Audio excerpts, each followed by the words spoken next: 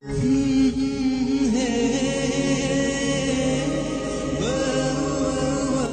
লোকারণ্য ব্যস্ত রাস্তাটুকু পার হওয়ার সময় নীল রঙের জর্জেট ওড়নার এক কোণা গাড়ির দরজার সাথে আটকে গেছে। অর্ষা হাঁটতে গিয়ে গলায় টান লাগায় বিষয়টা লক্ষ্য করে। তড়িঘড়ি করে সে কয়েক পা পিছিয়ে যায়। ড্রাইভিং সিটের কাঁচে শাহাদাত আঙুল দ্বারা ঠক ঠক শব্দ করে। কয়েক সেকেন্ড বাদেই জানালার কাঁচ নেমে আসে। মাথার তালুতে চুল প্রায় নেই অবস্থা এমন একজন ভদ্রলোক ভ্রু কুঁচকে অর্ষার দিকে তাকিয়ে আছে। তার চোখে মুখে বিরক্তির ছাপ। একহারা গায়ের রং লোকটির, মুখের তুলনায় হাত ফর্সা। লোকটি ভ্রু কুঁচকে জিজ্ঞেস করল, কি? কথা বলার সময় তার ভ্রু তো মসৃণ হলই না, এখন কপালও কুঁচকে রয়েছে। অর্ষা তার স্বভাবসুলভ মৃদুস্বরে বলল, আমার ওনাটা গাড়িতে আটকে গেছে। লোকটির ভাবান্তর হল না। সে আরও বিরক্ত হয়ে বলল, কি আশ্চর্য, আপনার ওড়না ভেতরে এলো কি করে? আমি ঠিক জানি না, সম্ভবত আপনি গাড়ির ভেতরে যাওয়ার সময় আমি পাশ দিয়ে যাচ্ছিলাম, তাই অসাবধানতায় গাড়িতে ওড়না আটকে গেছে। আপনি লকটা খুলুন।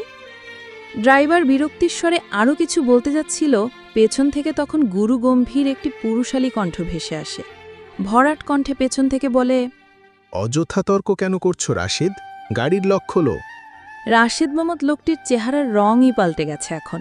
সে তার সবগুলো দাঁত বের করে হাসতে হাসতে বলল, জি স্যার, এখনই লক খুলে দিচ্ছে। রাশেদ দরজার লক খোলার পর অর্ষার ওড়নারও মুক্তি হয়। সে আর কোনো কথা না বলে সেখান থেকে চলে যায়। রাশেদের ভ্রু আবার কুঁচকে যায়। সে নাক ফুলিয়ে বলে, একটা থ্যাংক ইউও দিল না। গাড়ি স্টার্ট দাও। জি স্যার। অর্ষা খুঁটিয়ে খুঁটিয়ে ওড়নাটি দেখছে। ছিঁড়েনি, তবে ওড়নার সুতায় টান লেগে কুঁচকে গেছে। সেটাই এখন সে টেনে টুনে ঠিক করার চেষ্টা করছিল। হাত ঘড়িতে একবার সময় দেখে নিয়ে দ্রুত পা চালালো সে। আজ তার ভার্সিটিতে নবীন বরণ অনুষ্ঠান রয়েছে। সে যখন ভার্সিটিতে পৌঁছালো তখন 10টা 5 বাজে। অলরেডি অনুষ্ঠান শুরু হয়ে গেছে। সে গিয়ে পেছনের একটা চেয়ারে বসল। ভার্সিটিটা বেশ সুন্দর করে সাজিয়েছে।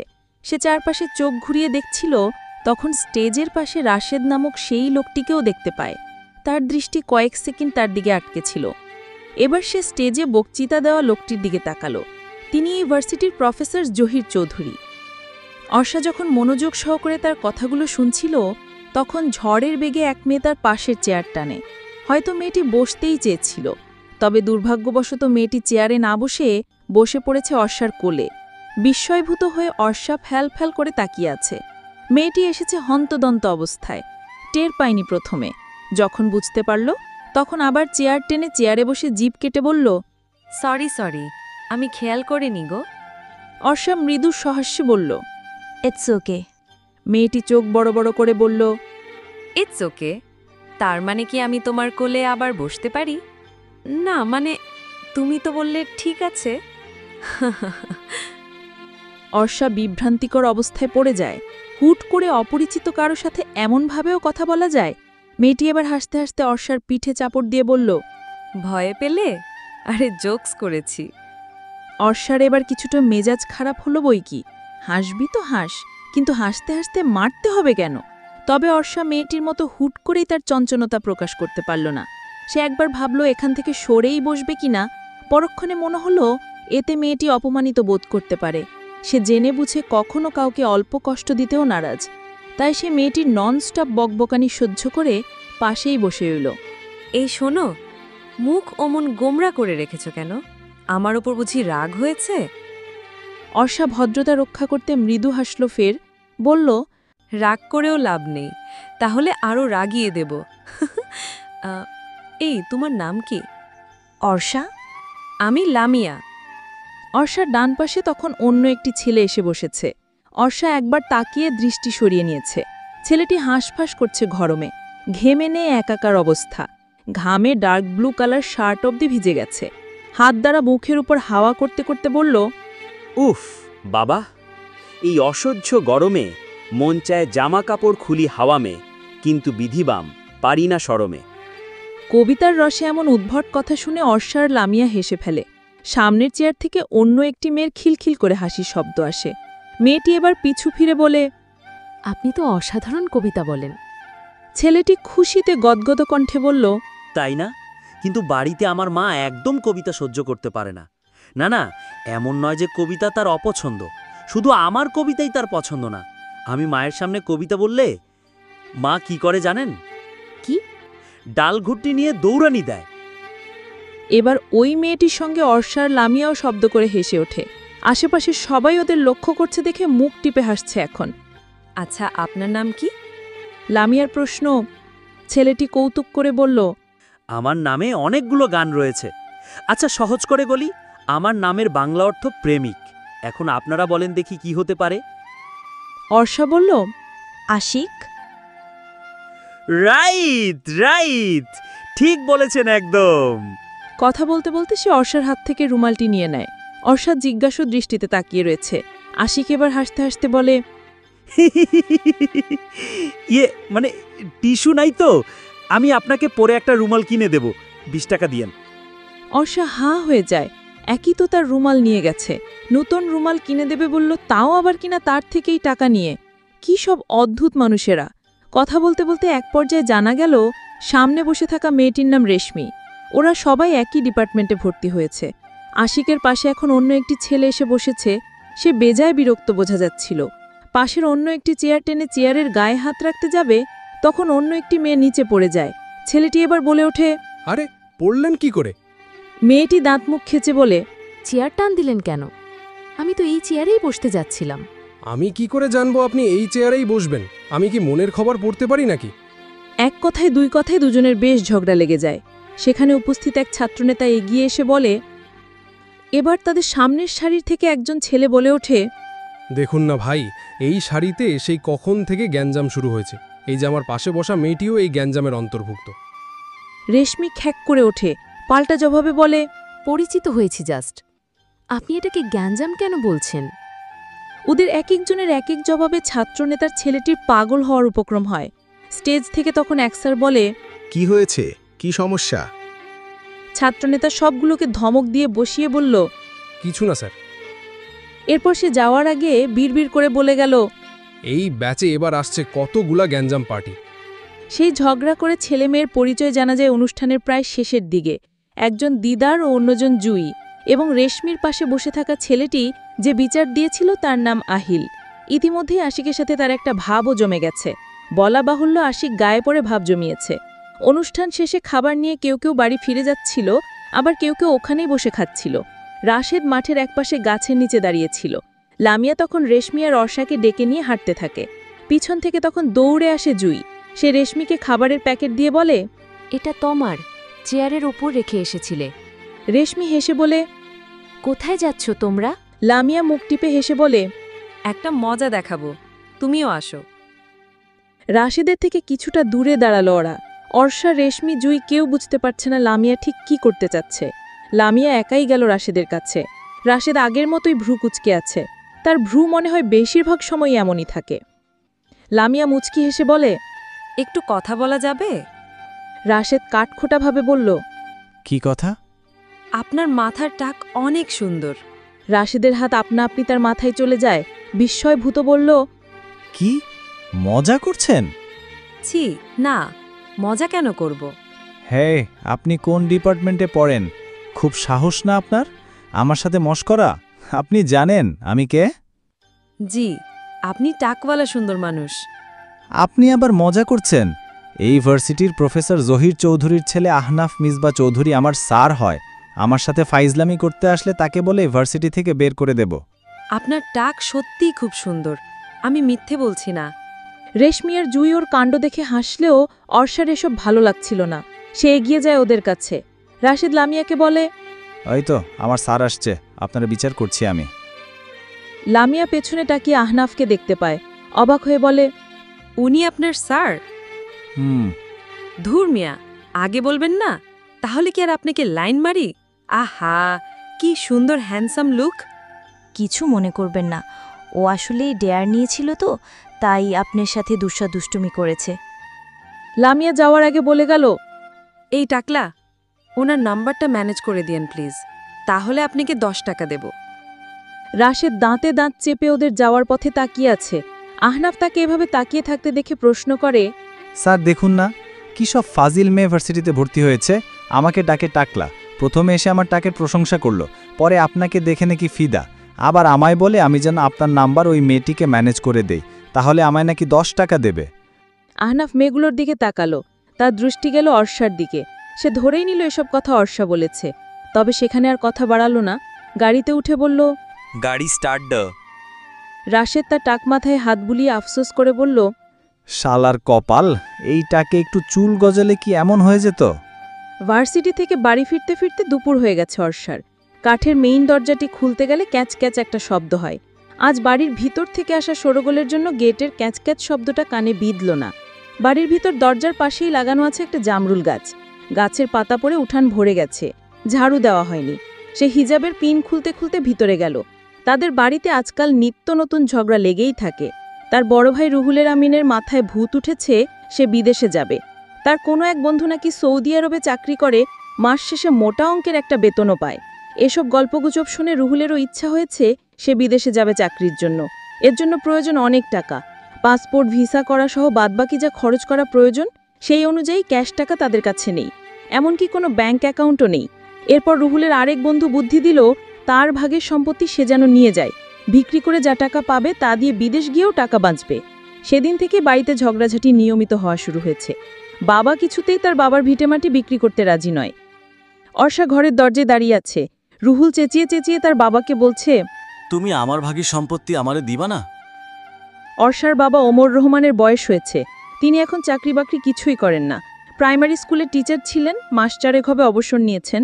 পেনশনের টাকায় কোনো রকম সংসার চলে। এছাড়া 2 মেয়ে তাদের পড়াশোনার খরচ নিজেরাই চালায়। রুহুল কোনো চাকরি করে না, অন্যের আন্ডারে কাজ করা তার পক্ষে সম্ভব নয়। বসের বকাঝকা তার সহ্য হয় না।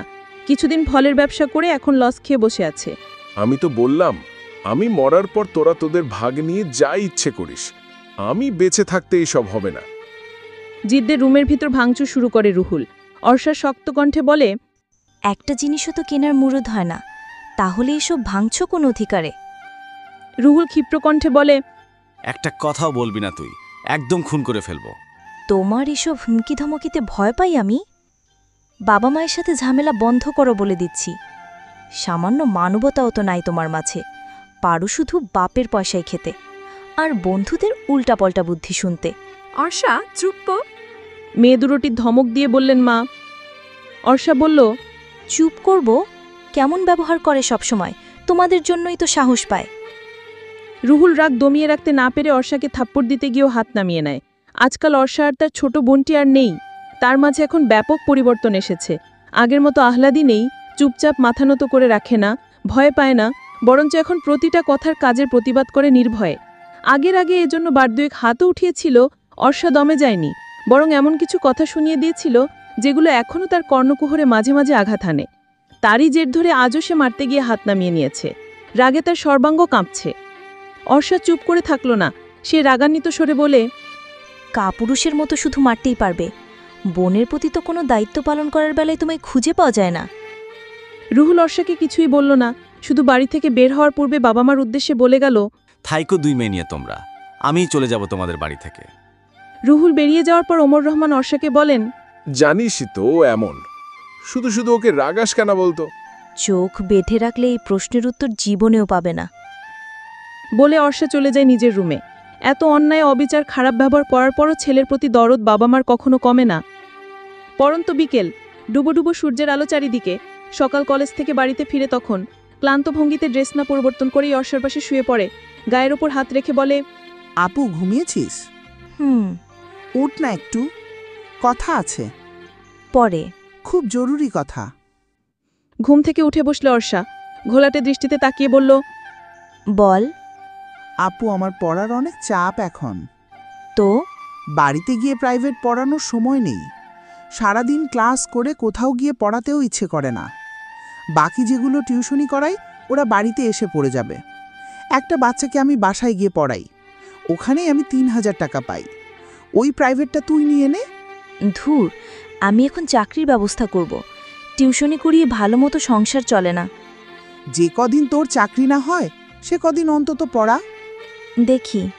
দেখি না আপু, বাচ্চাটার পরীক্ষা চলছে স্কুলে, এদিকে আমারও এখন অনেক পড়া বাকি। ওই বাসায় পড়াতে গেলে পড়াগুলো কমপ্লিট করতে পারবো না। অর্ষা হাই তুলে বলে, কি যে ঝামেলায় আমায় ফেলিস তুই। প্রাইভেট কটায়? 5টা থেকে 4:30 বাজে। তুই উঠে ফ্রেশ হয়ে নে। ঘুম আর সম্পূর্ণ হলো না। ফ্রেশ হয়ে সকালের থেকে ঠিকানা নিয়ে অর্ষা বেরিয়ে পড়ে। 1 কাপ চা খেতে পারলে ভালো লাগতো। ঘুম ঘুম ভাবটা এখনও কাটেনি। ওই সময় বাড়িতে চা হয় না, তাই ইচ্ছে হলো খেতে পারেনি। মা কিংবা সকালকে বললে অবশ্য বানিয়ে দিত, কিন্তু মায়ের উপর এখন সে রেগে আছে। আর সকাল মাত্র এসেছে কলেজ থেকে, এমনিতেই তো ও ক্লান্ত। যা হোক, হাঁটতে হাঁটতে বাড়িতে পৌঁছে যায় সে। দরজার সামনে বিশাল গোঁফওয়ালা এক দারোয়ান দাঁড়ানো। তার গোঁফটাই যে বিশাল তা নয়, শরীরটাও বিশাল। এমন দারোয়ানের ভয়ে তো চোর ডাকাত বাড়ির ত্রিসীমানায়ও পা রাখতে ভয় ভাবে। অর্ষাকে দেখে দারোয়ান একটু এগিয়ে এলো। আমি রাফিকে পড়াতে এসেছি। দারোয়ান আগাগোড়া অর্ষাকে পরখ করে বলল। অর্ষার মেজাজ খারাপ। জি, আমি ওর বড় বোন। ওর পড়ার চাপ থাকায় আমি রাফিকে পড়াতে এসেছি। বাড়ির লোকদের পারমিশন আছে? করে বলল। অর্ষার মেজাজ খারাপ হচ্ছে। এমন কোন বাড়ি এটা যে এখন তার পারমিশন কার্ডও লাগবে? দারোয়ান বোধহয় অর্ষার বিরক্তির কারণটি বুঝতে পারলেন। বললেন, এখানেই দাঁড়ান, আমি ফোন করে আসছি। অর্ষা নিরুত্তর হয়ে দাঁড়িয়ে রইল। দারোয়ান মিনিট 2-এর মধ্যেই ফিরে এসে বলল, ভেতরে যান। অর্ষা ভেতরে যেতে যেতে ভাবছে আবার নতুন কোনো জেরের মুখে না পড়তে হয়। দরজায় 2বার কলিং বেল বাজানোর পর একজন সুদর্শন যুবক দরজা খুলে দিল। অর্ষার কেন জানি মনে হচ্ছে আগে কোথাও সে এই ছেলেকে দেখেছে, কিন্তু ঠিক মনে পড়ছে না। অর্ষা ভেবেছিল এই লোকও অর্ষার পরিচয় জানতে চাইবে, তবে এমন কিছু হলো না, বরঞ্চ যাওয়ার জন্য সরে গিয়ে পথ করে দিল। অর্ষা ভেতরে যাওয়ার পর ছেলেটি ড্রয়িং রুমে বসে থাকা এক মেয়েকে বলল, রেনু আপা, রাফিকে বলো ওর নতুন টিচার এসেছে। রেনু অর্ষাকে ড্রয়িং রুমে বসতে বলে বাম দিকে চলে গেল। অর্ষা বসে আছে চুপচাপ। তার থেকে একটুখানি দূরে সে বসে টিভিতে খেলা দেখছে। অর্ষার একটু ইতস্তত লাগছিল। সে দেয়ালে প্রফেসরের ছবি দেখতে পায়, সাথে এই ছেলেটি দাঁড়ানো। তখন তার মনে হলো ভার্সিটিতেই স্টেজে বসে থাকতে দেখেছিল। কি যেন নাম? হ্যাঁ, আহনাফ। তার ভাবনার মাঝে তখন রেনু এসে অর্ষাকে নিয়ে গেল। রাফির গোলগাল চেহারায় গোল ফ্রেমের একটা চশমা, চোখগুলো বড় বড় কিন্তু বেশ মায়াবী, মুখটায় মায়া মিশে আছে। অর্ষা হাসল। অবশ্য রাফি একটুও হাসেনি, সে কেমন গম্ভীর গম্ভীর দৃষ্টিতে তাকিয়ে রয়েছে। এটা তোমার নতুন ম্যাডাম, একটু দুষ্টুমি করবা না কিন্তু। অর্ষার জিজ্ঞেস করতে ইচ্ছা হলো, এই ছেলে কি আদৌ দুষ্টুমি করতে পারে? মুখের দিকে তাকালেই তো মনে হয় সিরিয়াস টাইপ বাচ্চা। প্রশ্নটি আর করা হলো না। রেনু চলে গেছে। রাফি এবার প্রথম মুখ খুলল। তুমি কেন এসেছো? সকাল ম্যাম কোথায়? অর্ষা মুচকি হেসে বলল, তোমার সকাল ম্যামের পড়ার অনেক চাপ, সে তো এখন আর আসতে পারবে না। আমি তোমার কাছে পড়ব না। কি মুসিবত! বাচ্চা কাচ্চা সামলানোর বিশেষ এক গুণ রয়েছে অর্ষার, কিন্তু এমন সিরিয়াস টাইপ বাচ্চাকে কি করে কবজা করতে হয় অর্ষার জানা নেই। বাচ্চারা হবে দুষ্টু, দুরন্ত, চঞ্চল, সব সময় হাসবে। বাচ্চা কেন এমন গম্ভীর হয়ে থাকবে? অর্ষা ঠোঁটে হাসি ধরেই রাখল, বলল, আচ্ছা, বেশি দিন পড়তে হবে না। তোমার পরীক্ষা শেষ হলে আমি আর আসব না। এই কদিন আমার কাছে পড়ো। রেনু ট্রেতে চা বিস্কিট এনে টেবিলের ওপর রাখল। যেভাবে নিঃশব্দে এসেছিল সেভাবে নিঃশব্দেই চলে গেল। রাফি তখন বলল, তাও পড়ব না। অর্ষার কথা না বাড়িয়ে চায়ে চুমুক দিল। মাথা ধরে গেছে। সে বলল, বই বের করে যা ইচ্ছে করো, তুমি একা একাই পড়ো। রাফি চুপ করে বসে রইল, তার দৃষ্টি স্থির। অর্ষা প্রায় বিরক্ত হয়েই বলল, তুমি কি সত্যি আমার কাছে পড়বে না? তাহলে আমি গিয়ে কথাটা তোমার গার্জিয়ানকে জানাচ্ছি। রাফি বাধা দিয়ে বলল, না, আমি একা একাই পড়ছি, তুমি কাউকে কিছু বলো না। সত্যি সত্যি রাফি একা একা পড়তে শুরু করেছে। অর্ষা বসে বসে ঝিমুচ্ছিল। হাই তুলে টেবিলের ওপর হাত রাখে, হাতের ওপর মাথা রেখে চোখ বন্ধ করতেই কেমন ঘুম ঘুম ধরে যায়। চায় কাজ হয়নি। কড়া চা হলে ঘুম আসত না, মিষ্টি বেশি দিয়ে ফেলেছে। সে চা নিয়ে গবেষণা করতে করতে ঘুমিয়ে পড়ে। রাফি বিস্ময়ভূত হয়ে তাকিয়ে থাকে অর্ষার দিকে। পড়াতে এসে ঘুমিয়ে পড়ে? এমন টিচার হয়তো ইতিপূর্বে সে কখনো দেখেনি। সে ডাকলও না, একটু একটু করে অর্ষার দিকে তাকাচ্ছিল আর খাতায় কবিতা লিখছিল। আহনাফ টিভি দেখা শেষ করে নিজের রুমে যাওয়ার সময় রেনু, ভাইজান, আপনি একটু গিয়া দেইখা আসেন রাফি ঠিকমতো পড়তাছে নাকি। ওর মতিগতি তো আমি কিচ্ছু বুঝি না। আহনাফ কথাগুলো শুনে পড়ার রুমে যায়। পদশব্দ শুনতে পেয়ে ঘুম ঘুম ভাব উবে যায় অর্ষার। সে তড়িৎ গতিতে মাথা তুলে একটা বই হাতে নেয়। মুখের সামনে বই ধরে গভীর মনোযোগ দিয়ে চোখ বোলানোর প্রচেষ্টা তার, অথচ চোখ ভর্তি ঘুম। আহনাফ রুমে এসে একবার রাফির দিকে তাকালো আর একবার অর্ষার। বইটা উল্টো ধরেছেন, সোজা করে ধরে পড়ুন। প্রচণ্ড এক থাপ্পড়ে স্তব্ধ বনে গেছে রিয়াদ। গালে হাত দিয়ে সে আগুন দৃষ্টিতে তাকিয়ে রয়েছে সকালের দিকে। পাশে থাকা বন্ধুরাও বেশ অবাক সকালের এমন আচরণে। বেশ কয়েকদিন ধরেই সকালকে বিরক্ত করছিল ওরা। প্রতিদিন চুপ থাকলেও আজ আর চুপ থাকতে পারল না। সকালের চোয়াল শক্ত, সেও আগুন ঝরা দৃষ্টিতে তাকিয়ে বলল, এতক্ষণ তো মুখ দিয়ে খুব গান আসছিল, এখন গান গাইছিস না কেন? সন্ধ্যার অন্ধকার দিনের আলোকে গ্রাস করেছে বহু পূর্বেই। সকাল অঙ্ক করতে গিয়ে দেখে কলমের কালি শেষ, বাড়িতে এক্সট্রা কলমও নেই। দোকান বাড়ি থেকে কাছেই বিধায় সে নিজেই কলম কিনতে বের হয়েছিল। আর তখনই প্রতিদিনের মতো রিয়াদ ও তার বন্ধুরা সকালকে দেখে গান গাওয়া শুরু করে, এক কথায় উত্তক্ত করে। রাস্তার ধারে লোকজন হাঁটাচলা করছে, রিয়াদ পাল্টা আক্রমণ করতে গিয়েও যেন করতে পারছে না। সেই সময় গলির মুখে ওরসাকে দেখা যায়। সেই সকালকে দেখেই দ্রুত পায়ে এগিয়ে আসে। একবার ছেলেগুলোর দিকে তাকিয়ে সকালকে জিজ্ঞেস করে, এখানে দাঁড়িয়ে আছিস কেন? কি হয়েছে?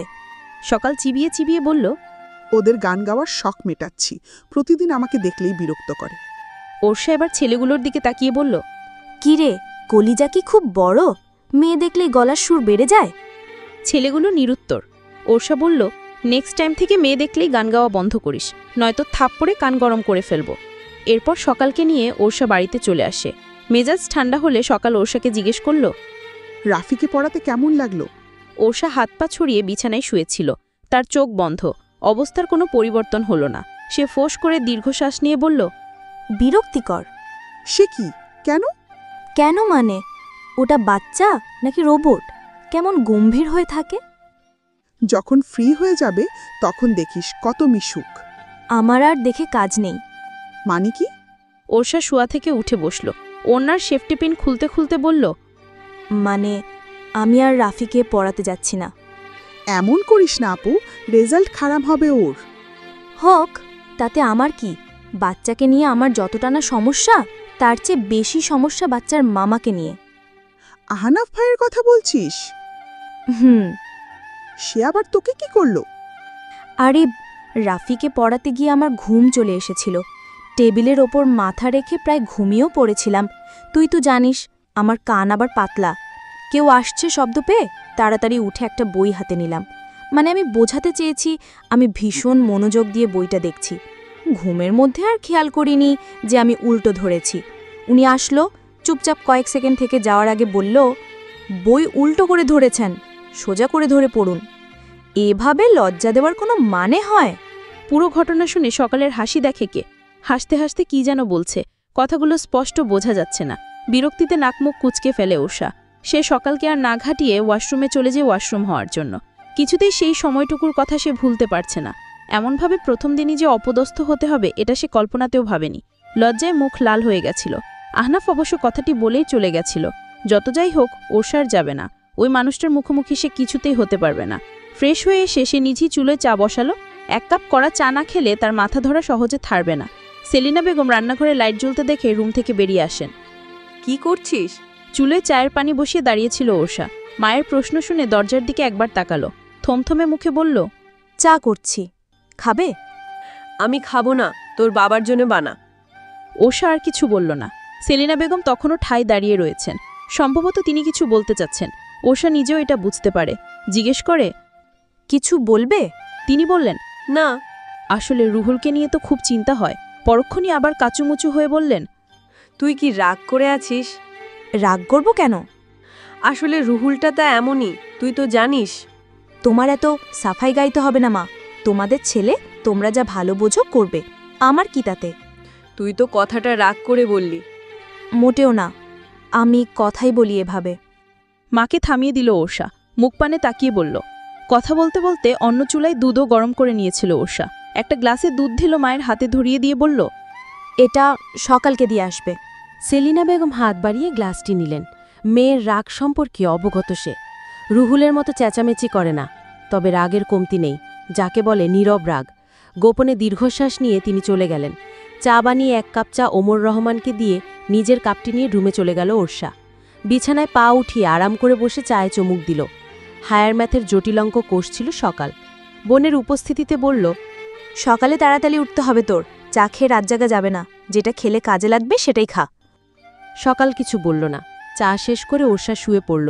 চোখের উপর হাত রেখে সকালের উদ্দেশ্যে বলল, শোন, রাস্তাঘাটে সাবধানে চলবি, সন্ধ্যার পর বাড়ি থেকেই একা বের হবি না, কিছু প্রয়োজন হলে আব্বাকে বলবি, আর রিয়াজ যদি কিছু বলে তাহলে তোর কিছু বলার প্রয়োজন নেই, আমাকে এসে জানাবি।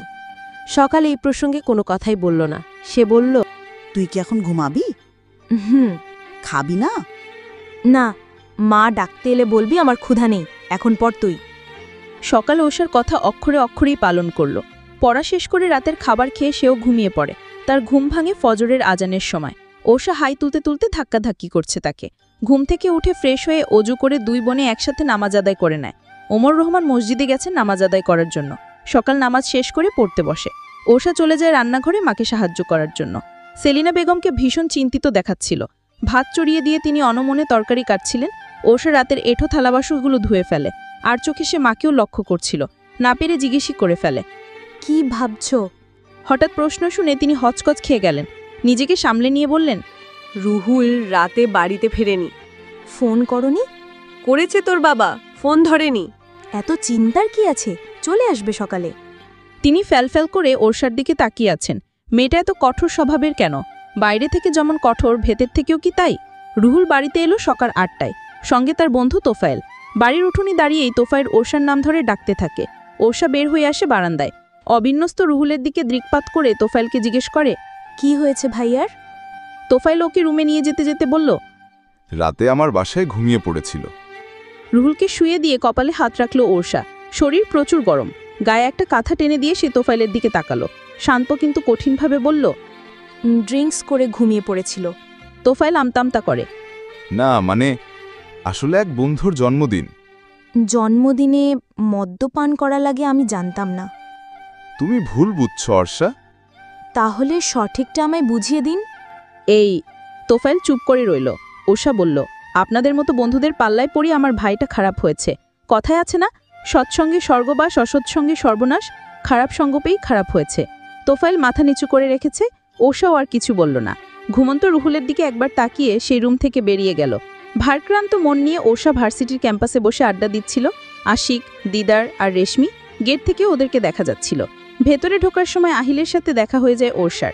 আহিল একবার তাকিয়ে দৃষ্টি ফিরিয়ে নিল, যেন সে কসমকালীন ওরসাকে দেখেই কখনো। আহিল যতটা পারছিল এই গ্রুপটার থেকে দূরে থাকার চেষ্টা করছিল। অপরদিকে ভালো করে লক্ষ্য করলে দেখা যাবে যে ওরসাও ঠিক এটাই করছিল। তবে আশিক, দিদার, লামিয়া, রেশমি এবং জুইকে এড়িয়ে চলা ভীষণ কষ্টসাধ্য হয়ে যাচ্ছিল। আশিক তো পারে না শুধু আহিলের গলায় ঝুলে যেতে। বিরক্ত হলেও ভদ্রতার খাতিরে মুখ বুজে সব সহ্য করে যাচ্ছে। উপরন্তু ওরসাও পারছে না কিছু বলতে। ওরসা, আহিল এমনভাবে দুইজন দুইজনের দিকে তাকাতো, মনে হচ্ছিল ওরা একজন আরেকজনের প্রতিদ্বন্দ্বী। দুটো ক্লাস করে ওরা ক্লাসে বসে আছে। স্যার সম্ভবত আসেননি নাকি আসবেন না বুঝতে পারছিল না। রেশমি তখন আশিককে বলে, খুশিতে গদগদ হয়ে যায় আশিক। কেসে গলা পরিষ্কার করে বলে, তুমি আমি ফুলের কাঁটা, মায়ের দেখলে মারবে ঝাঁটা, বন্ধু তুই সরে দাঁড়া, মায়ের রাগে আমি দিশেহারা। কবিতা শুনে শুধু যে আশিক হাসলো তাই নয়, যারা যারা শুনেছে প্রত্যেকে হাসি ওঠে। আহিল চোয়ান শক্ত করে বলে, এসব অদ্ভুত কবিতা তোমার মাথায় আসে কি করে? আশিক চোখ দুটো বড় বড় করে বলে, কি বলছো ব্রো, এগুলো উদ্ভট নয়, অ্যামেজিং বলো। অ্যামেজিং নয়, বরং অ্যামাজন বলা যায়। আশিক দমে গেল না। মুচকি হেসে আহিলের গলায় ঝরিয়ে ভরে বলে, রাগ করো না, শোন টুটো না, এনে দেব কাপড়ের ঝুলা, কাপড়ের ভেতর আমের বাটি, তোমায় দেব আমের আটি, রাগ করলে তাও দেব না, দেব তোমায় সুরসুরি। কবিতা শুনে আহিলের অজ্ঞান হওয়ার উপক্রম। ওরসা এবার হাসি লুকিয়ে রাখতে পারল না। সে নিজেও আশিকের প্রশংসা করল হাসতে হাসতে, এবং বলেই বাহুল্য এত অল্প সময় কিন্তু ওরসাও এক নিতে পারছে না নামরা, কিন্তু খুবই হাসি খুশি মজার মধ্যেই রয়েছে আমরা দেখতে পাচ্ছি। এরপর থেকে হচ্ছে আহিল তখন লক্ষ্য করছিল ওরসার বিরক্ত হয়ে থাকা মুখানা, কিন্তু যেই না এখন তাকে হাসতে দেখল, রাগের শরীর জ্বলে গেল তার। সে দাঁতে দাঁতে চেপে বাকি ক্লাসগুলো করেছে, খুব চেষ্টা করছিল নীরব থাকার। ওদের সাথে কোনো রকম বাক্য বিনিময় না করে বোবা হয়ে থাকাকে কিন্তু সে ঢের ভালো বলে মনে করে। ক্লাস শেষ হওয়ার সঙ্গে সঙ্গে আহিল কেটে পড়ে, ওদিকে ওরসাও তারা দেখিয়ে বিদায় নিয়ে নেয়। বাসায় ফিরে দেখে রুহুলের জ্বর তখনও কমেনি, কাঁথা গায়ে দিয়ে বেঘরে ঘুমোচ্ছে। জ্বর না এলে এ সময় ভুলেও তাকে বাড়িতে পাওয়া যেত না, বাড়িতে ঠিকমতো খায়ও না। সকালে হালকা নাস্তা করে সেই যে বের হয়, তারপর আর কোনো খোঁজ খবর নেই। বাড়ি ফিরে রাত করে এভাবে ভবঘুরে হয়েই তার দিন কাটছে। বিছানায় বসে মাথায় হাত বুলিয়ে দেয় ওরসা, তাকিয়ে থাকে নিষ্পলক। দরজায় দাঁড়িয়ে দৃশ্যটি লুকিয়ে দেখেন সেলিনা বেগম। রুহুলের ঘুমন্ত মুখটা দেখে ওরসার বুকের ভেতর মোচড় দিয়ে ওঠে। সে রুদ্ধশ্বাসে বলে, কেন এভাবে বদলে গেলি ভাইয়া? আগের মতো হয়ে যা না। রুহুল ঘুমের ঘুড়ি নড়ে চড়ে ওঠে, নিজেকে সামলে নেয় ওরসা। ঘুম ভাঙার আগেই তড়িঘড়ি করে এসে নিজের রুমে চলে যায়। একবার পেছনে তাকালেই দেখতে পেতেন সেলিনা বেগম তার যাওয়ার পথে তাকিয়ে রয়েছেন। ওরসা দুপুরে গোসল করে খেয়ে ঘুমিয়ে পড়ে। গতকালের মতো আজও তার ঘুম বেশিক্ষণ স্থায়ী হয়নি। সকাল কলেজ থেকে ফিরেই ঘ্যান ঘ্যান শুরু করে দিয়েছে। তার মেজাজ খারাপ হলেও সকালকে ধমকে দিতে পারল না, শুধু মেকি রাগ দেখিয়ে বলল, চাকরিটা হয়ে গেলেই আমি আর ওকে পড়াতে যাব না। সকাল দাঁত বের করে হেসে বলল। খিটখিটে মেজাজ নিয়ে রেডি হয়ে ওরসা বেরিয়ে পড়ে। সরু রাস্তা দিয়ে যাওয়ার সময় পথ থেকে একটা মেয়েলি কণ্ঠে নিজের নাম শুনে সে দাঁড়িয়ে পড়ে। রিকশা থেকে নেমে একটা মেয়ে ব্যাগ হাতে এগিয়ে আসছে। ব্যাগটা বেশ বড়। মেয়েটি কাছে আসার পর একটু অবাকই হলো ওরসা। অস্ফুট শুরু বলল, মন ওরসার হাইস্কুলের ফ্রেন্ড ছিল। একসাথে ওরা ক্লাস 6 থেকে ক্লাস 10 পর্যন্ত পড়েছিল। সেই সময়টা ছিল প্রজাপতির রঙিন ডানার মতো। হাসি আড্ডা সব মিলিয়ে সুন্দর অতীত ছিল। সময়ের বিবর্তনে বান্ধবীদের সাথে যোগাযোগ কমে এসেছে। বেশিরভাগ বান্ধবীদের বিয়ে হয়ে যাওয়াতে তারা প্রত্যেকেই এখন সংসার সন্তান নিয়ে ব্যস্ত। তবে মনের বিষয়টা এখানে আলাদা। এসএসসি পরীক্ষার রেজাল্টের পর হুট করে একটা মেয়ে উধাও হয়ে যায়। মাসখানিক পর ওর বাবা মাও গ্রামে চলে যায়। মনের যে নাম্বারটি ওরসার কাছে ছিল সেই নাম্বারে বারবার ফোন করেও মনকে পাওয়া যায়নি, কারণ নাম্বারটি বন্ধ ছিল। আজ 2 বছর পর মনকে দেখে খুশি হওয়ার বদলে ওরসার মেজাজ আরও খারাপ হয়ে যায়। কথা বলার বিন্দুমাত্র আগ্রহও সে খুঁজে পাচ্ছে না। এটা অনাগ্রহ নাকি অভিমান, সেই প্রশ্ন রয়ে যায়। মুখ ঘুরিয়ে চলে যাবে বলে ঘুরে দাঁড়ানোর পূর্বেই হাতের ব্যাগটা মাটিতে রেখে ওরসাকে জড়িয়ে ধরে মন। খুশিতে আহ্লাদিত হয়ে জিজ্ঞেস করে, কেমন আছিস? মন তখন বলছিল, কেমন আছিস তুই? ওরসা চিবিয়ে চিবিয়ে বলল, ভালো। ওরসার শরীর জ্বলে যাচ্ছিল। এভাবে সব যোগাযোগ বন্ধ করে দিয়ে এখন আবার জিজ্ঞেস করা হচ্ছে রাগ করেছিস? নাটক। ওরসা নিরুত্তর রইল। যাচ্ছিস কোথায়? ওরসা কাটকাট গলায় বলল, শ্বশুর বাড়ি। মন অবাক হয়ে বলল, হোয়াট? সত্যি? তুই বিয়ে করে ফেলেছিস? আমি বিশ্বাসই করতে পারছি না। আমি তো আরো তোর বাড়িতে যাচ্ছিলাম এখন। ওরসা এবার নিজে থেকে প্রশ্ন করল, কেন? সে অনেক কথা, কিন্তু এখন আমার হাতে এত সময় নেই। একটা জায়গায় যেতে হবে আগে। তোর ফোন নাম্বারটা বল। অর্ষা জিজ্ঞাসু দৃষ্টিতে তখনও দাঁড়িয়েছিল। মন ফের তাড়া দিয়ে বলল, কি হলো বল। নাম্বার দিল অর্ষা। অভিমানকে প্রশ্রয় দিলেও এতদিনের বন্ধুত্বকে একেবারে দূরে সরিয়ে দেওয়াটা তার পক্ষে সম্ভবপর হলো না কিছুতেই। মন এবার নিজের সেই বড় ব্যাগটি অর্ষার হাতে ধরিয়ে দিয়ে বলল, ব্যাগটা একটু নিয়ে যা প্লিজ। আমি 30 মিনিটের মধ্যেই চলে আসব, তোকে ফোন করব। অর্ষা কি বলবে বুঝতে পারল না। মন অবশ্য উত্তরের অপেক্ষা দাঁড়িয়েও নেই। সে অন্য একটি রিকশা ডেকে উঠে পড়েছে। রিকশাটি চোখের আড়াল হওয়ার পর ফোঁস করে একটা দীর্ঘশ্বাস নেয় অর্ষা। হাতে থাকা ব্যাগটির দিকে একবার তাকিয়ে বলে, কপাল। বাধ্য হয়ে ব্যাগ নিয়ে সে রাফিকে পড়াতে চলে যায়। রাফি গম্ভীর হয়ে বসে আছে অর্ষার সামনে। আজকে আবার কোন নাটক করবে কে জানে। অর্ষা নিজেও একটু কঠিন হওয়ার চেষ্টা করে বলল, আজকে একদম কোনো বাহানা বের করবে না, বই বের করো। আর হ্যাঁ, কাল যে কবিতা কি পড়িয়েছিলাম মনে আছে? রাফি গম্ভীর মুখে উপর নিচ মাথা নাড়াল। গুড, ঝটপট কবিতাটি লিখে ফেলো। কেন? তুমি আবার ঘুমাবে? অর্ষা থতমত খেয়ে বলে, ঘুমাবো মানে? কালও তো আমি লেখার সময় ঘুমালে। কি আশ্চর্য, আমি ঘুমিয়েছি নাকি? চোখটা একটু লেগে এসেছিল, এই যা। তুমি ফাঁকিবাজ। অর্ষা চোখ বড় বড় করে বলল, আমি ফাঁকিবাজ? হ্যাঁ, মামা মাকে বলেছে ফাঁকিবাজ ছাত্রের ফাঁকিবাজ ম্যাম। তোমার জন্য আমারও বদনাম হচ্ছে। সকাল ম্যাম খুব ভালো, তোমার মতো পড়াতে এসে ঘুমায় না। অর্ষার চোয়াল ছুলে আছে, মুখ কিঞ্চিত থা। পরক্ষণেই যেন মেজাজ চটে গেল তার।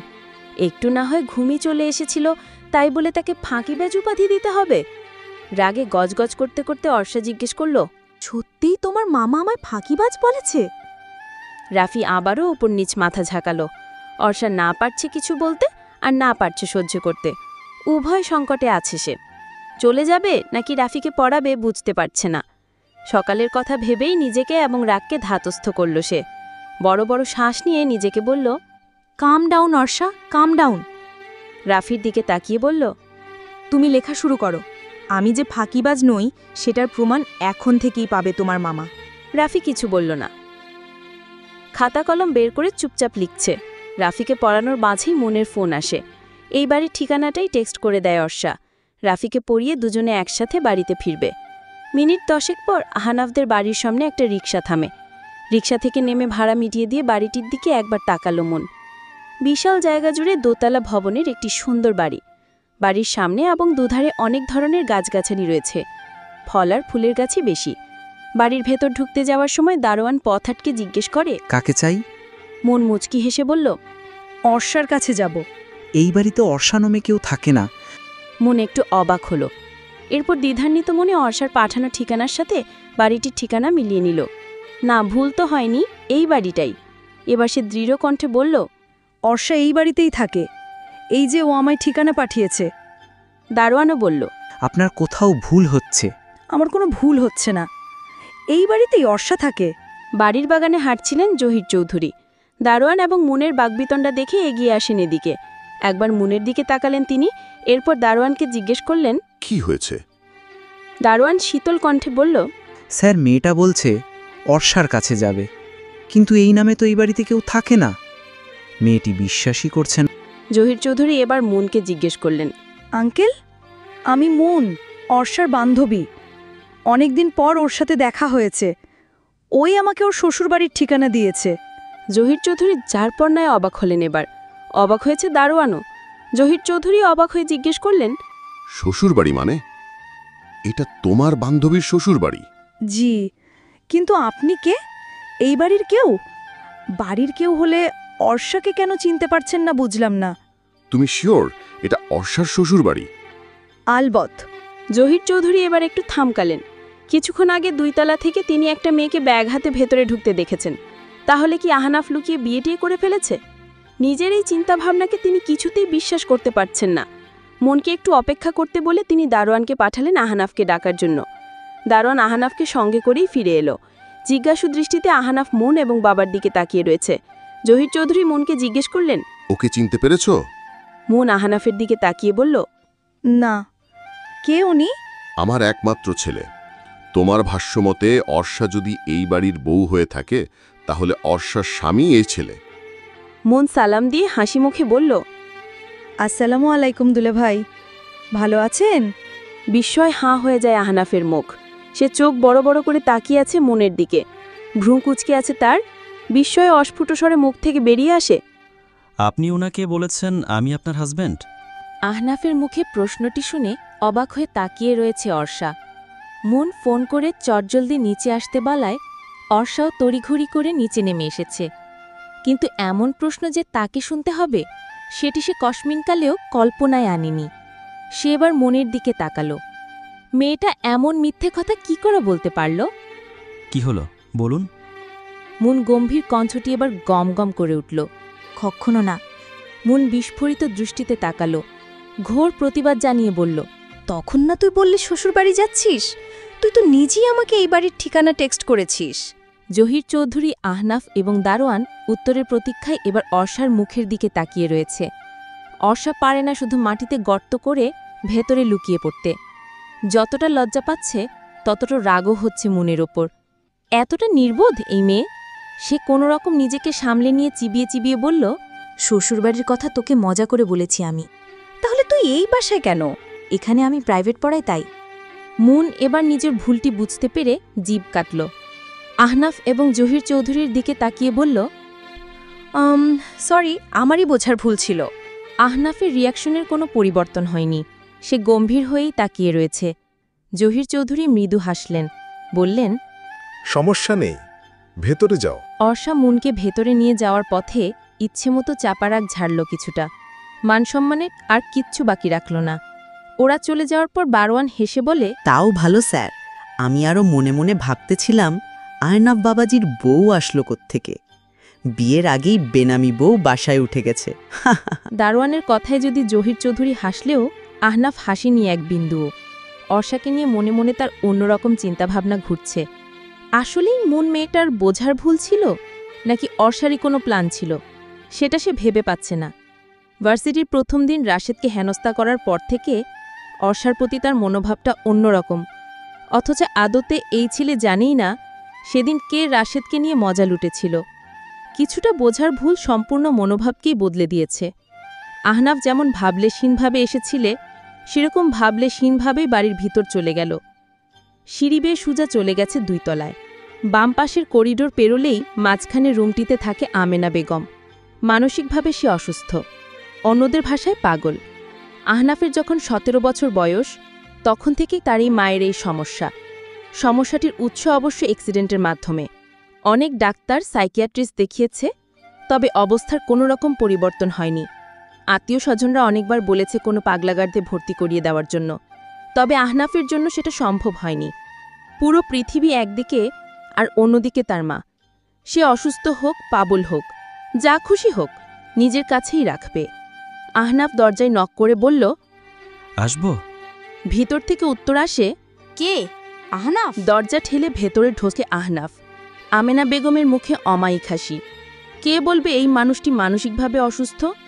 হুট করে কেউ কথা বললে বুঝতেও পারবে না সহজে। আমেনা বেগম বিছানায় দুপা মেলে বসে আছেন, হাতে বই। গল্প কিংবা উপন্যাস নয়, কার্টুনের বই। মানসিক সমস্যাটা দেখা দেওয়ার পর থেকে তার মাঝে ব্যাপক পরিবর্তন এসেছে। তার আচরণ স্বাভাবিক মানুষের মতো নয়, বরং শিশু সুলভ। কার্টুন তার ভীষণ প্রিয় এখন। আহনাফ বিছানায় বসে মায়ের কোলে মাথা লাগল। আমেনা বেগম আহ্লাদি হয়ে বললেন, আয় বাবা, আমায় একটা গোপাল ভাঁড়ের কার্টুন এনে দিস তো বাবা, ডোরেমন আর ভালো লাগে না। আহনাফ কিছু বলল না। মায়ের হাতে চুমু খেয়ে হাতটি নিজের বুকের ওপর রাখল। বিছানার এক কোণে জড়সড় হয়ে বসে আছে মুন। ওর দিকে কটমট দৃষ্টিতে তাকিয়ে রয়েছে অর্ষা। সকাল 1 গ্লাস পানি এগিয়ে দেয় মুনের দিকে।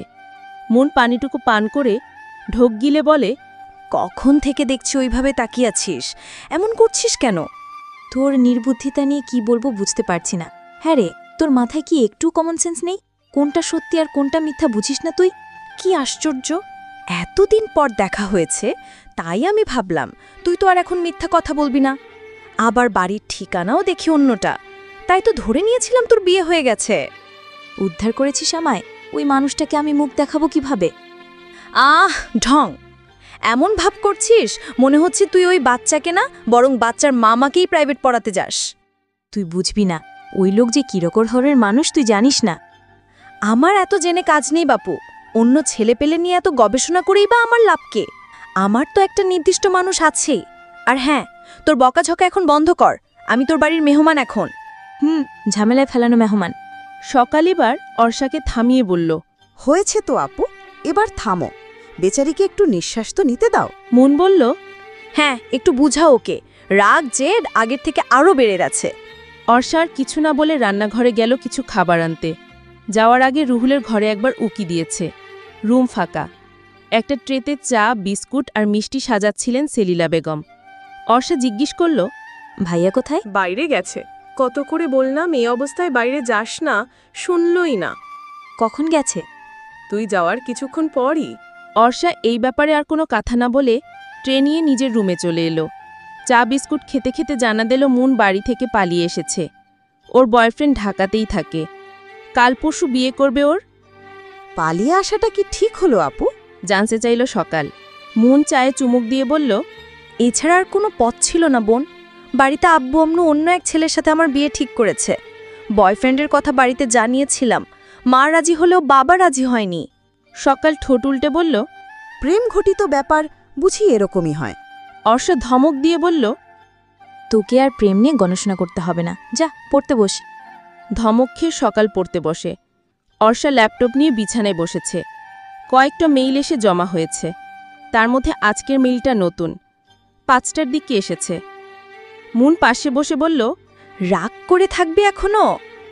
মেইল চেক করতে করতে অর্ষা বলল, 2 বছর কোনো যোগাযোগ রাখিসনি, এই জন্য সরি। তো তোর এখন সাহায্য দরকার, থাকার মতো বিশ্বস্ত একটা জায়গা দরকার, তাই মানবিকতার খাতিরে সাহায্য করছি, এর চেয়ে বেশি কিছু আশা করিস না। তুই এত নিষ্ঠুর কেন রে অর্ষা? আমি এরকমই, আরও 2 বছর যাক, তখন কথা বলবো। আমি আর আমার বয়ফ্রেন্ড আদি প্ল্যান করেছি যে আমরা বিয়ের 1 বছরের মধ্যেই বাবু নিব, তারপর বাড়ি ফিরে যাব। নাতি নাতনির মুখ দেখলে বাবা মা নিশ্চয়ই আর রাগ করে থাকতে পারবে না। এখন তো দেখছি বান্ধবীর রাগ ভাঙানোর জন্য হলেও বাচ্চা তাড়াতাড়ি নিতে হবেই। অর্ষার প্রচণ্ড হাসি পেলেও এই মুহূর্তে হাসিটা আটকে রাখল সে। মেইল চেক করা শেষ। কাল সকালে হাসপাতালে যাবে ইন্টারভিউ দেওয়ার জন্য। সিভি পাঠিয়ে রেখেছিল। ওরা ইমেল করে ডেকেছে ইন্টারভিউয়ের জন্য। সকালের পড়া শেষ হলে রাতের খাবার খেয়ে তিনজনে একসাথে অনেকক্ষণ গল্প করে। সকালের ক্লাস আছে তাই ঘুমিয়ে পড়েছে এখন। মনও জার্নি করে আসে ক্লান্ত। দুজনই বেঘরে ঘুমোচ্ছে। অর্ষার নিজেরও আগামীকাল তাড়া আছে, তবু ভাইয়ের চিন্তায় ঘুম আসছে না। অনেক রাত অবধি জেগে থাকার পরও রুহুল বাড়িতে ফেরে না। বাবা কয়েকবার ফোন করেছিল, রিসিভ করেনি।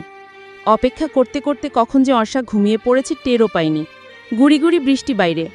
ভোরের দিকে ঝুম বৃষ্টি এলে এখন বৃষ্টির তোড়জোড় কমে এসেছে। ছাতা নেবে নাকি নেবে না দ্বিধাগ্রস্ত হয়ে বারান্দায় দাঁড়িয়ে আছে অর্ষা। ওমর ঘর থেকে বেরিয়ে মেয়ের দ্বিধাগ্রস্ত মুখটি দেখে জিজ্ঞেস করেন, কি হয়েছে মা? বাবার মুখে মা ডাকটি শুনলেই মনের ভিতর শান্তি পায় অর্ষা। তার মনটা ভালো হয়ে গেল। সে হাসি মুখে বলল, কিছু না বাবা। তোর মা বলল আজ নাকি তোর ইন্টারভিউ আছে? হ্যাঁ, জেনারেল হাসপাতালে রিসেপশনিস্ট পদের জন্য সিভি পাঠিয়েছিলাম। যাক যাক, খুব ভালো। তাহলে দাঁড়িয়ে আছিস কেন? দেরি করিস না। আসলে বাবা, আমি ভাবছিলাম ছাতা নেব নাকি নেব না। নিয়ে যা, রাস্তায় যদি আবার বৃষ্টি জোরে আসে তখন তো ভিজে যাবি। ঠিক আছে। অর্ষার রুমে গিয়ে ফাইলার ছাতা নিয়ে বের হয়। বাবা মায়ের থেকে দোয়া নিয়ে হাসপাতালের উদ্দেশ্যে চলে যায়। বৃষ্টির সময় প্রতিবার যা হয় আজও তাই হলো। রিকশা পাওয়া দুষ্কর ব্যাপার। বাজার পর্যন্ত হেঁটেই যেতে হবে, তারপর বাস ধরতে হবে। কাদা পানির মধ্যে খুব সাবধানে পা ফেলছে সে। তার পরনে হলুদ রঙের একটা 3 পিস, হলুদ কামিজে আবার হালকা গোলাপি রঙের হাতে আর্ট করা ছোট ছোট ফুল। এগুলো সকালের কাজ। দারুণ আঁকাকি করে মেয়েটা। কখনো মায়ের শাড়িতে আঁকবে, তো কখনো অর্ষার জামাই কিংবা ওড়নায়। সকাল সময় নিয়ে খুব যত্ন করে জামাটির ডিজাইন করেছে, তাই অর্ষারও খুব প্রিয় এই 3 পিসটি। ওড়নার দুধারেও গোলাপি ফুল আঁকা। ঠিক সময়ে বাস পাওয়াতে মনে মনে আল্লাহকে একটা ধন্যবাদ দিল সে। বাস থেকে নামল পরের স্টপেজে। এখান থেকে আবার রিকশা নিতে হবে। এই রাস্তায় বাস চলাচল করে না। CNG, bike, private car, rickshaw এসব চলে। অর্ষার জন্য রিকশাই ভরসা। আর একটু সামনে এগিয়ে রাস্তা পার হয়ে রিকশা নেওয়ার জন্য অর্ষা হাঁটতে থাকে। কিছুটা সামনেই অনেক মানুষের ভিড় দেখে সে এগিয়ে যায়।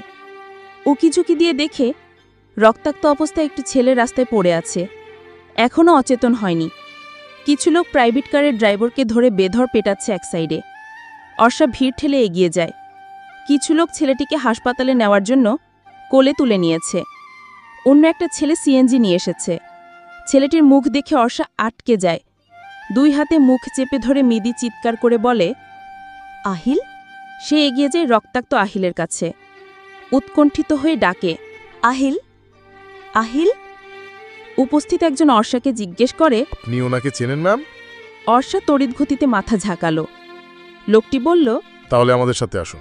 অর্ষা সিএনজিতে উঠে বসল। আহিলকে বসানো হলো ওর পাশে। এক হাতে আহিলকে আগলে ধরল অর্ষা। নিজের ওপর কোনো ভারসাম্য নেই আহিলের। এখন সে অচেতন। সম্পূর্ণ ভার অর্ষাকে সামালতে হচ্ছে। সিএনজি ডেকে আনা ছেলেটি বোধহয় অর্ষার মুখাবয়ে বুঝতে পেরেই সামনে থেকে পিছনে এসে বসল।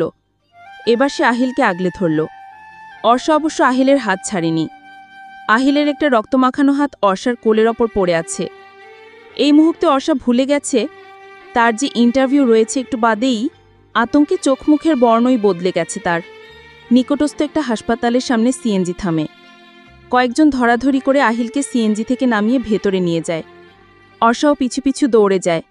তার হলুদ রঙের 3 পিস হিজাবে এখন রক্তের ছোপ ছোপ দাগ। ভিতরে ঢুকে সকল ফর্মালিটিস সেই পূরণ করে। একবার রিসেপশনে ছুটছে, তো একবার ফার্মেসিতে। হাসপাতালে আসার পর থেকে সে দৌড়াদৌড়ির ওপরই আছে। দৃশ্যটি দূর থেকেই দেখছিল আহনাফ। সে আমেনা বেগমকে নিয়ে ডাক্তার দেখাতে এসেছিল। অর্ষার আপ্রাণ ছোটাছুটি তার দৃষ্টি এড়ায় না। অর্ষা এখন রিসেপশনের সামনে দাঁড়িয়ে আছে। বাইরে তখন ঝুম বৃষ্টি, ঠান্ডা আবহাওয়া, তবু তার কপাল বেয়ে ঘাম পড়ছে। ফোনের রিংটোনে দৃষ্টি সরায় আহনাফ। প্যান্টের পকেট থেকে ফোনটি বের করে। কথা শেষ হলে সে একজন পরিচিত নার্সকে ডেকে বলে, আমি একটু বাইরে যাচ্ছি, এক্ষুনি চলে আসব। মাকে একটু দেখে রাখবেন। হাসপাতাল থেকে বের হওয়ার পূর্বে আরেকবার অর্ষার দিকে দৃষ্টিপাত করে আহনাফ। অর্ষা অবশ্য তাকে দেখেনি। রিসেপশনের কাজ শেষ হলে সে আহিলের কেবিনের সামনে গিয়ে বসে। প্রচণ্ড ক্লান্ত হয়ে পড়েছে এইটুকু সময়। বাম হাতের ঘড়িতে একবার সময় দেখে সে। ঠিক তখন একজন সুন্দরী মাঝবয়সী মহিলা এসে শিশুকণ্ঠে শুধালো, আমি কি এখানে বসতে পারি মা? অর্ষা মহিলাটির মুখের দিকে তাকিয়ে অমায়িক হাসি দিয়ে বলল, অবশ্যই। তিনি বসলেন এবং নিজে থেকে কৈফিয়ত দেওয়ার ভঙ্গিতে বললেন, আমার ছেলে বাইরে গেছে, ও আসলেই আমি চলে যাব। মহিলাটির সরলতায় অর্ষা মৃদু হাসল, বলল, কোনো সমস্যা নেই। এবার সে অর্ষাকে কিছুক্ষণ পর্যবেক্ষণ করে জিজ্ঞেস করল, তোমার কি হয়েছে? গায়ে রক্ত কেন? তুমিও কি ডাক্তার দেখাতে এসেছো? এতক্ষণে নিজের দিকে ভালোমতো নজর বুলালো অর্ষা। সত্যিই তার 3 পিসের শুকনো রক্ত হাতেও আছে। তখনই তার মনে হলো ইন্টারভিউয়ের কথা। ঘড়িতে সময় দেখল, না, এখন আর গিয়েও লাভ নেই। সে হতাশ ভঙ্গিতে একটা দীর্ঘশ্বাস ফেলল। পাশ থেকে ফিরে মহিলাটিকে উত্তর দিতে গিয়ে দেখে সে চোখ বন্ধ করে ঝিমোচ্ছে। অর্ষার প্রচণ্ড মায়া হলো। সে আলতো করে তার মাথাটি নিজের কাঁধের ওপর রাখল। ঘুমের জন্য মহিলাটি নিজের ভর নিজেই ধরে রাখতে পারছিলেন না। অর্ষা নিজেও বিষয়টি লক্ষ্য করে। আহনাফ কাজ শেষ করে ফিরে এসেছে। রিসেপশন পার হয়ে ডান দিকে যাওয়ার সময় তার চোখ পড়ে বাম পাশের করিডোরে। হলুদ ড্রেস পরা এক মেয়ে ক্লান্ত ভঙ্গিতে দেয়ালে পিঠ ঠেকিয়ে বসে আছে। তার এক হাত চেয়ারের ওপর, মাথা কাত করে রাখায় আঙ্গুলগুলো কপালের ওপর রাখতে পেরেছে। রক্তমাখা হাতের আঙ্গুলগুলো কপালে ম্যাসাজের মতো বিচলন করছে। 3টা চেয়ার দখল করে গুটিসুটি হয়ে শুয়ে আছে তার মা আমেনা বেগম।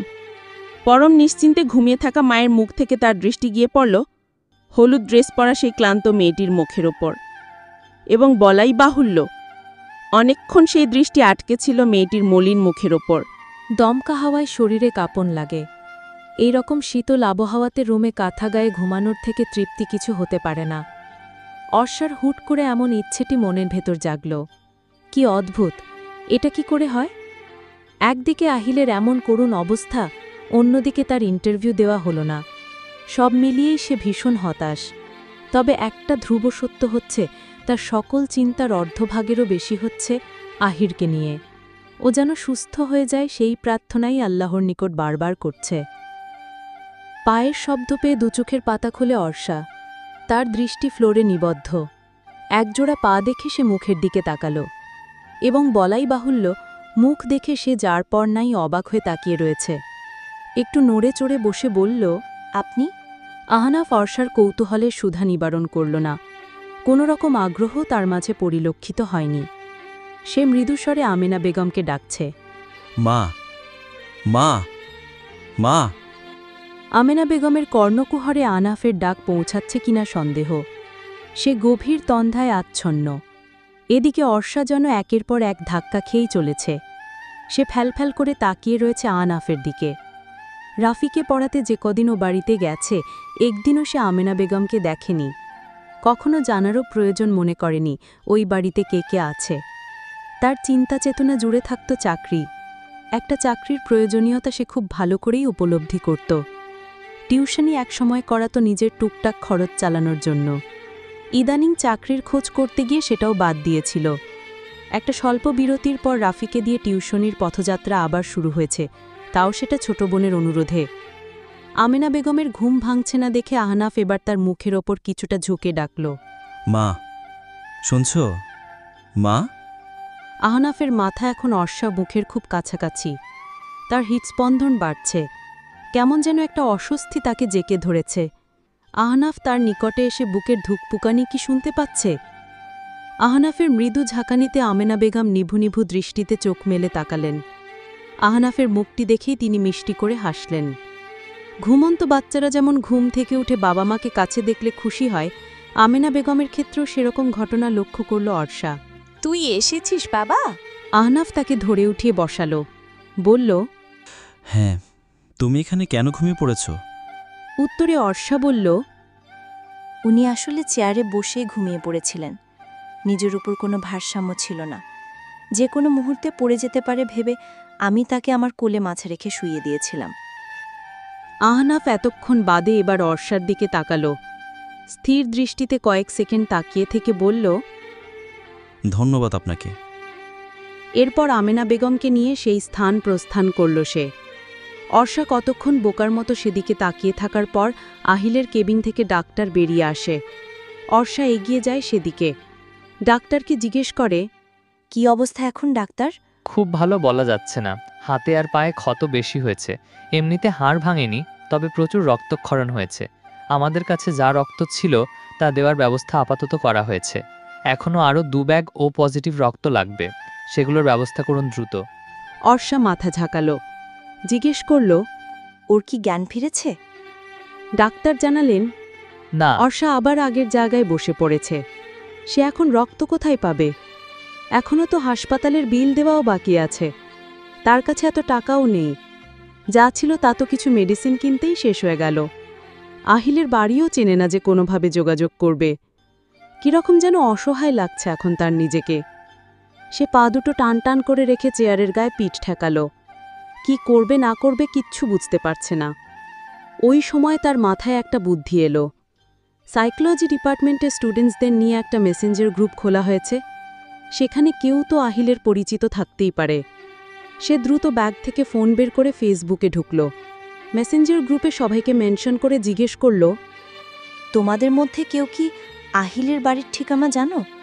অথবা ওর বাড়ির কাউকে চেনো? বেশ কয়েকজন মেসেজ সিন করেছে, কিন্তু কেউই জানে না বলল।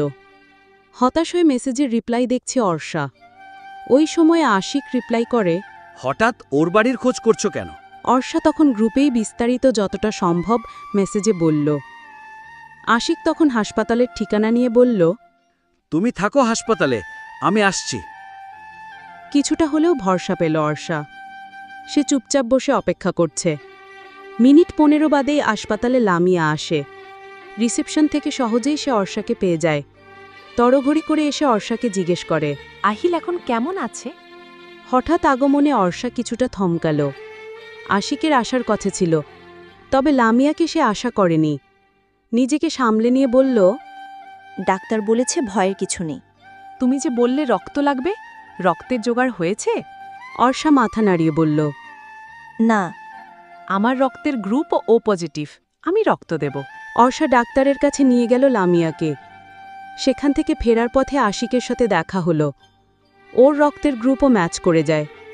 দুজনের থেকেই 2 ব্যাগ রক্ত জোগাড় হয়ে যায়। হাফ ছেড়ে যেন বাঁচল অর্ষা। প্রেসক্রিপশন নিয়ে ঠাঁই দাঁড়িয়ে আছে অর্ষা। তার কাছে তো এখন গাড়ি ভাড়ার টাকাও নেই। সে ইনজেকশন কিনবে কি করে? লামিয়া কিংবা আশিকের কাছে কি চাইবে? অর্ষা? ডাক শুনে পেছনে তাকালো অর্ষা। দিদার দাঁড়িয়ে আছে। তার পরনের সাদা শার্টটি বৃষ্টিতে ভিজে চুপচুপে হয়ে আছে। সে প্রথমেই আহিলের খবর নিল। অর্ষা ডাক্তারের বলা কথাগুলোই বলল এবং আশিক ও লামিয়ার আসার কথাও জানিয়েছে। একটু থেমে বলল, তুমি তো একদম ভিজে গেছো, ঠান্ডা লেগে যাবে তো। আমি তোমার মেসেজ দেখেছি গ্রুপে, তখন আমাদের শোরুমে ছিলাম, ছাতা তো ছিল না, তাই ওভাবেই বের হয়ে এসেছি। রিকশা খুঁজতে গিয়েই ভিজে লেছি। অর্ষা মলিন হাসল। ইন্টারভিউ দিতে না পারার জন্য কিঞ্চিত যেই আফসোসটা তার মাঝে হয়েছিল, তার জন্য এখন সে নিজেকে মনে মনে ভর্ৎসনা জানাচ্ছে। সে তো একা আহিলের জন্য এগিয়ে আসেনি। আশিক, লামিয়া, দিদারও তো এসেছে। দিদার হাত বাড়িয়ে বলল, দেখি প্রেসক্রিপশনটা আমায় দাও, এখান থেকেই নিতে হবে? তা কিছু বলেনি। আচ্ছা তুমি টেনশন করো না, আমি নিয়ে আসছি। দিদার চলে যাওয়ার 10 মিনিটের ব্যবধানে জুই আর রেশমি আসে। সরাসরি অর্ষার কাছে এসে বসে। সব শুনে দুজনে ভীষণ আফসোস করছে আহিলের জন্য। ডিপার্টমেন্টের মাঝে এই কয়েকজনের মধ্যে যে স্বল্প বন্ধুত্বের আভাস ছিল তা পূর্ণমাত্রা নিতে পারেনি, একথা যেমন সত্য, তেমনি প্রথম দিনের আলাপেরা কেউই ভুলতে পারেনি। সেই থেকেই হয়তো একে অপরের প্রতি অদৃশ্য একটা টানের রেশ ধরে ঝড় বৃষ্টি উপেক্ষা করেই আহিলের দুর্ঘটনার খবর শুনে ছুটে এসেছে সকলে। লামিয়া আর আশিক রক্ত দিয়ে চলে এসেছে। দিদারও ইনজেকশন এনে নার্সকে দিয়ে ওদের কাছে চলে আসে। রেশমি বলে, তোমরা কেউই তো মনে হয় কিছু খাওনি, চলো ক্যান্টিনে যাই। লামিয়া আর অর্ষা আপত্তি জানালো। জোরপূর্বক সবাইকে নিয়ে ক্যান্টিনে গেল রেশমি আর জুই। খাওয়ার বিল রেশমিই দিয়েছে। খেতে খেতে সবাই অ্যাক্সিডেন্ট নিয়ে অর্ষার থেকে এবার খুঁটিনাটি সব শোনে। সবাই আহিলকে নিয়ে চিন্তান্বিত। অর্ষা, তুমি এবার বাড়িতে যাও, গোসল করে খেয়ে একটু রেস্ট নাও। তোমার এখন একটু রেস্ট নেওয়া প্রয়োজন। বাকিরা সম্মতি জানালো। অর্ষাও ভাবল রেস্ট না নিক, অন্তত কাপড় বদলানো দরকার। চলে আসার মুহূর্তে নার্স জানালো আহিলের জ্ঞান ফিরেছে। তাই অর্ষা চাইল যাওয়ার পূর্বে একবার আহিলের সাথে দেখা করেই যাবে। সে অনুমতি নিয়ে ভেতরে যায়। একটা টুল টেনে আহিলের মাথার পাশে বসে বলে,